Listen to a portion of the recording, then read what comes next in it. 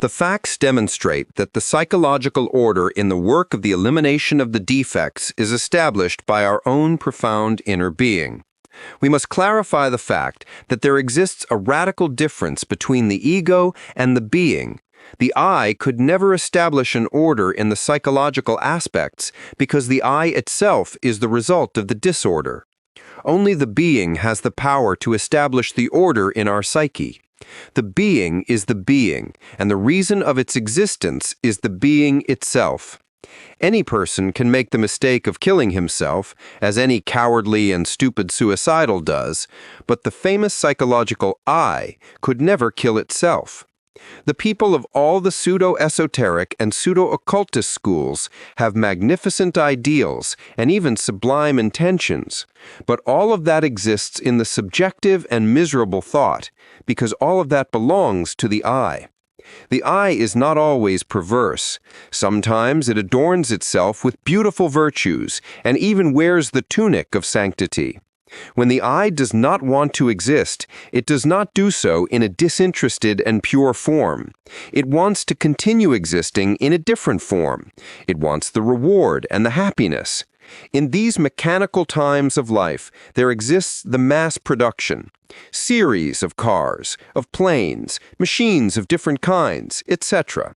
Everything has become mass production, and even the very I expresses itself in series. We need to know the different series of the I. The I processes itself in series of thoughts, sentiments, hatreds, desires, customs, etc. Do the divisionists of the I keep dividing their ego into superior and inferior? Let us leave them with their famous theories and their so-boasted superior ultra-divine I, controlled by the unhappy inferior I. We well know that the division between superior I and inferior I is 100% false. Superior and inferior are two sections of one thing, two sections of the pluralized I. Can a part of the I reduced to dust annihilate another part of the I? Can a part of the myself exile another part of the myself? What we can do is to hide astutely what is more convenient for us, to hide our perversities, and to smile with saints' faces. Is it rare that one part of the myself could hide another part of the myself? Does not the cat hide his nails? All of us carry inside the famous Pharisee. Outside we are very handsome, but inside we are full of rottenness. We have known Pharisees that produce horror. We knew one that wore the immaculate tunic of master. His hair was long, and never did the scissor cut his chin. This person frightened with his sanctity. He was vegetarian, 100%. He did not drink anything that could have alcohol. People used to kneel down in front of him. We do not mention the name of this saint of chocolate, but he had left his wife and his children with the excuse of following the path of sanctity. He preached beauties and spoke horrors against adultery and fornication, but in secret he had many mistresses and used to propose to his followers unnatural sexual connections. Yes, he was a saint, but a saint of chocolate. In that form are the Pharisees. Woe unto you, scribes and Pharisees, hypocrites! For ye make clean the outside of the cup and of the platter, but within they are full of extortion and excess. The Pharisee hides the transgression before the eyes of others, and also hides them from himself. We know Pharisees that do tremendous fasts and frightful penances, who are very sure of being just and wise, but their victims cry tremendously. Almost all the time are their women and children the innocent victims of their wickedness, but they continue with their sacred exercises, convinced of being just and saints. The so-called superior I says, I will defeat the anger, the greed, the lust, etc. But the inferior I laughs with the thundering laugh of Aristophanes, and the demons of passion, terrified, run to hide themselves among the secret caverns of the different terrains of the mind. Every intellectual effort in order to dissolve the I is useless, because any movement of the mind belongs to the I. Any part of the myself can have good intentions, and what? The way that leads to the abyss is stone-paved with good intentions. The game of one part of the myself that wants to control another part of the myself that does not want to be controlled is curious.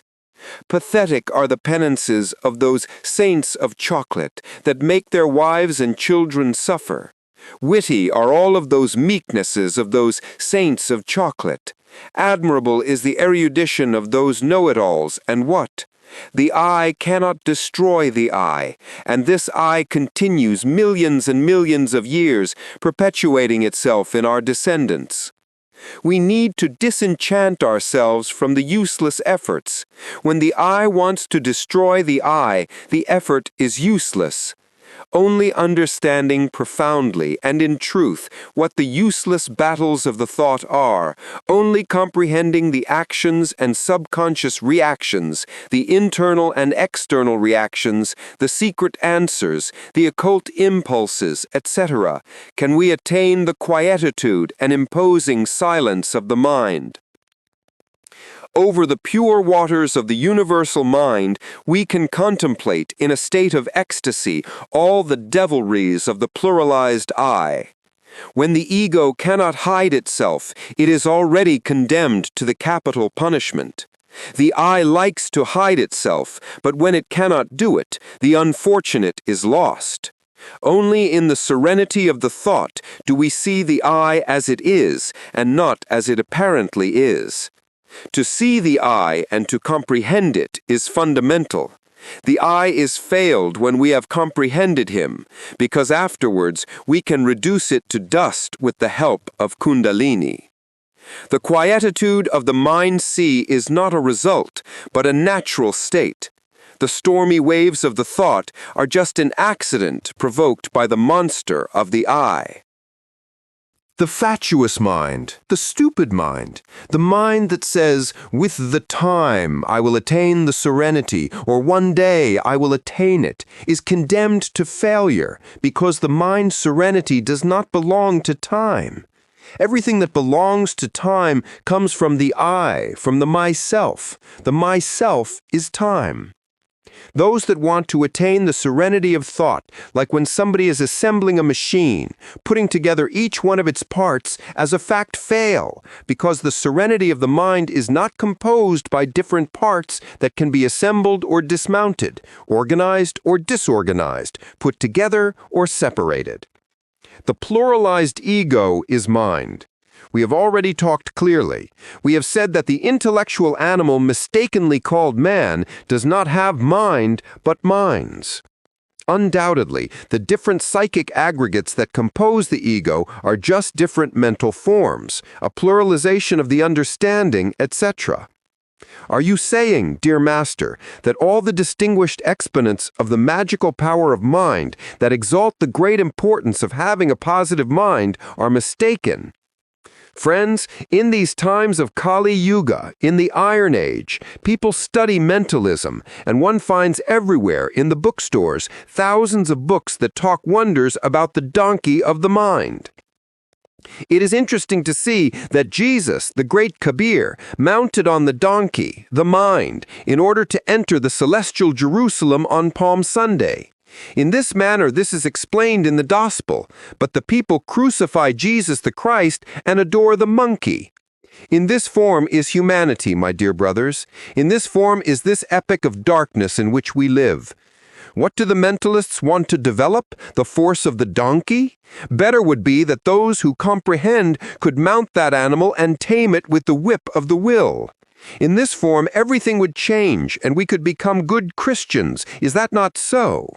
What do the mentalists want to develop? The force of the mental ego? Better would be to disintegrate it, to reduce it to cosmic dust. In this form, the Holy Spirit would shine in each one of them. Unfortunately, the people of these times want nothing with the Spirit. Now they kneel down, kiss the feet of the donkey, and instead of purifying themselves, they degrade themselves in miserable form. If people would know that they do not have a mental body, and that the only thing that they have is a sum of psychic aggregates of disgusting mental crystallizations, and if instead of strengthening those bestial eyes, they would disintegrate them, then they would be working for their own good and happiness.